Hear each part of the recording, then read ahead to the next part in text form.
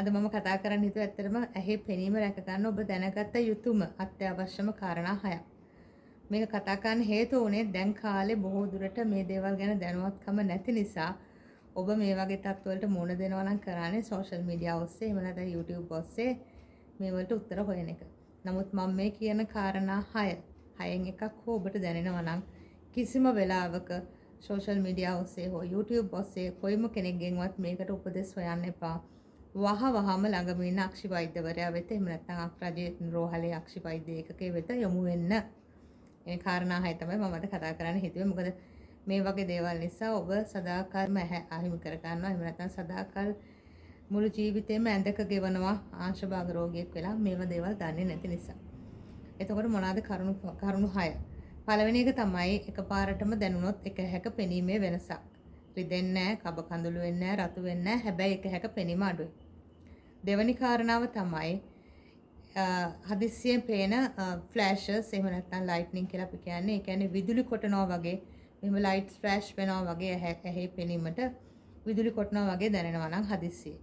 තුන්වෙනි කාරණාව තමයි එකපාරටම ඔබේ පෙනීම කර්ටන් එකකින් මෙහෙම වැහිලා යනවා වගේ අලු පාට කර්ටන් එකකින් උඩ ඉඳලා පල්ලෙහාට එක්ක මේ පැත්තට කොයි පැත්තට හරි කර්ටන් එකකින් වැහිලා යනවා වගේ දැනෙනවා නම් යන්තමට හරි.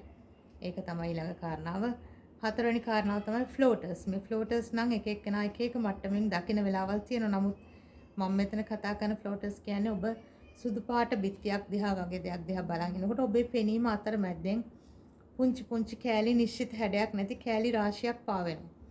ඒ වලට හැඩයක් නැහැ. එක පොඩි පණුව වගේ පේන්න පුළුවන්, පොඩි බෝල වගේ පේන්න පුළුවන්, පොඩි තරු කෑලි වගේ. ඒ වගේ කොහොම හරි ෆ්ලෑෂස් පාවෙනවා. ඒ ෆ්ලෑෂස් සමහරක් අය කියනවා ටිකක් වෙලා යනකොට ඒවා ටිකක් ලොකු වෙලත් වෙනවා කියලා. මෙන්න මේක ඊළඟ කාරණාව තමයි අපි දැන් සාමාන්‍යයෙන් අපේ S2 එක විදිහට දෙකක් යුගලයක් විදිහටනේ වැඩ කරන්නේ S2. එතකොට අපි මේ පැත්ත බලනකොට දෙක මේ පැත්තට හැරෙනකොට මේ විදිහට උඩට පහළට ඒ වගේ අපි යුගලයක් විදිහට වැඩ කරන S2 හදිස්සිය ඔබට දැනුණොත් හදිස්සි වපර තත්වයක්. ඒ කියන්නේ එක හැක් හොඳට එහෙට මෙහෙට යනවා අනිත් හැක් එක තැනක. එහෙම නැත්නම් එක හැක් මෙහෙට යනකොට අනිත් හැක් වෙන කොහෙටවත් යනවා. මෙන්න මේ තත්වය. මේක විශේෂයෙන් අර මම ඉස්සෙල්ලා කියපු ස්ට්‍රෝක් එකක් ඇති වෙන්න කලින් ලැබෙන හොඳ එකක්. මේක හරියට තේරුම් ගත්තොත් බොහෝ දුරට ස්ට්‍රෝක් එකකින් වැළකෙන්න පුළුවන්. ඊළඟ කාරණාව තමයි ඩබල් විෂන්. ඩබල් විෂන් කියන්නේ අපිට එකපාරට දැනෙන ඩබල් විෂන්. ඒ කියන්නේ දෙකක් වෙලා පේන. එහෙම නැත්නම් මේ දකින්න එකට එළියෙන් දැන් මාව දකින්නවා නම් මගේ ඔළුවට වටෙන් තවත් ෂැඩෝ එකක් පේනවා. මෙන්න මේ ඩබල් විෂන් තත්ත්වය. මේකත් ඔබට තව ගෙදරදී පුංචි දෙයක් ගන්න පුළුවන්. මේක එක හැකද S2ෙමද කියලා මෙහෙම එක හැක් වහලා බලන්න පුළුවන්. නමුත් මම පොදුවේ කියන්නේ මේ දේවල් සමහරට කලබලයට ඔබට තෝරගන්න බැරි වෙයි. මෙන්න මේ කාරණා 6න් එකකට හෝ ඔබ මුණ දෙනවා නම් කරුණා කරලා සෝෂල් මීඩියා ඔස්සේ YouTube වගේ දේවල් ඔස්සේ මේ වලට උත්තර හෙමින් හොයන්න එපා. මේවට උත්තර හෙමින් ලබා ගන්නකොට ඔබ බොහොම පරක්කු වැඩි. ඒක නිසා වහාම මතක තියාගන්න මේ කාරණා 6න් එකකට ඔබ මුණ දෙනවා නම් හැකි ඉක්මනින් ඔබ ළඟම තියෙන අක්ෂිශායනයට යොමු වෙන්න ඕනේ. සහ එතනත් පොලිමක නම් ඔබට ඉන්න තියෙන්නේ වහාම එතන ඉන්න සීනියර් නර්ස් කෙනෙක් එහෙම නැත්නම් ඒ ඉන්න විශේෂ ස්ටාෆ් කෙනෙක්ව දැනුවත් කරන්න ඔබ ආවේ මෙන්න මේ කාරණාවටයි. නිකන් සාමාන්‍ය සායනේ ඉඳගෙන ඉන්නවත් එපා. වහාම ඒක දැනුවත් කරන්න. මොකද මේ ටික emergency alarming situations කියලා අපි කියන්නේ red flag කියලා. මෙන්න මේ 6 අනිවාර්යෙන් ඔබ දැනගත යුතුම 6. මේ වීඩියෝ කරන්න හේතු උනේ මොකද්ද කියලා කියන්නද?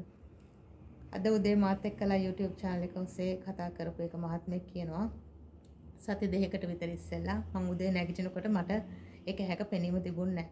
මට හිතා ගන්න බැරුණා මොකද්ද කියලා. හැබැයි මම හුඟක් මාන්සිලා වැඩ කරපු දවස් ටිකක් ගෙවුණෙත් ඒකින්ද මම හිතුවා මේක සාමාන්‍යයෙන් හරියයි.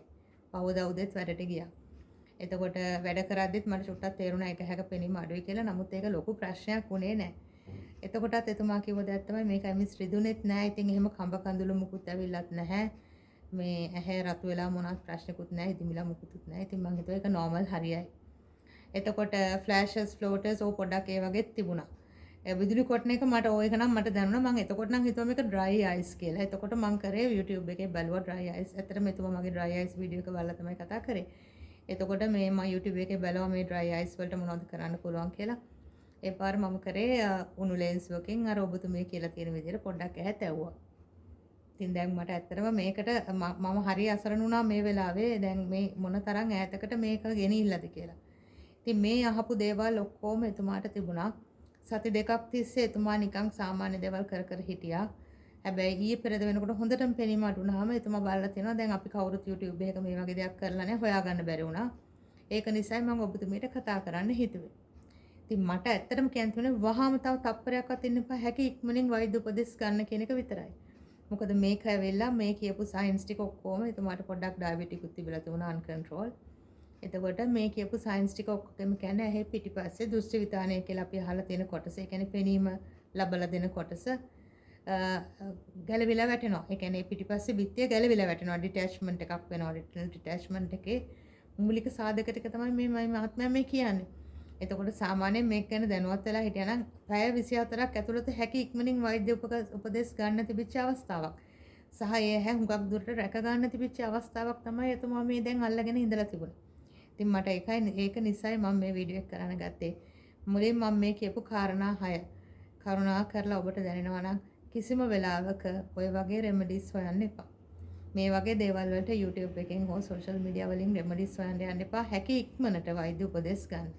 ආයමත් කාරණා 6 මතක් කරොත් රිදෙන්නේ නැති ඇහැක පෙනීම අඩුවීම, හදිස්සියේ ඇහි පෙනීම අඩුවීම, හදිස්සියේ දැනෙන විදුලි කොටන ෆ්ලෑෂස් වගේ දැනෙන තත්ත්වය, හදිස්සියේ දැනෙන ෆ්ලෝටර්ස් වගේ ඇහි විෂන් එක මත පාවෙන කැලි කැලි පෙනීම, හදිස්සියේ කර්ටන් එකකින් විෂන් එක වැහෙනවා වගේ දැනෙන එක, ඊළඟට හදිස්සියේම S2කින් එකක් වැඩ කරන්නේ නැහැ වගේ දැනෙන එක. ඒ කියන්නේ හිට මෙහෙට යන්නේ නැහැ. හදිස්සි වපර තත්ත්වයක් දැනීම. හදිස්සි ඩබල් විෂන් දැක් ඒ කියන්නේ ද්විත්ව පෙනීමක් දැනීම. මෙන්න මේ කාරණා ටික එකක් හෝ කීපයක් හෝ ඔබට දැනෙනවා නම් හැකි ඉක්මනට වෛද්‍යවරයෙක් වෙත යොමු වෙන්න ඕනේ. බොහොම ස්තුතියි. ආයෙත් හම්බෙමු අලුත් වීඩියෝ එකකින්.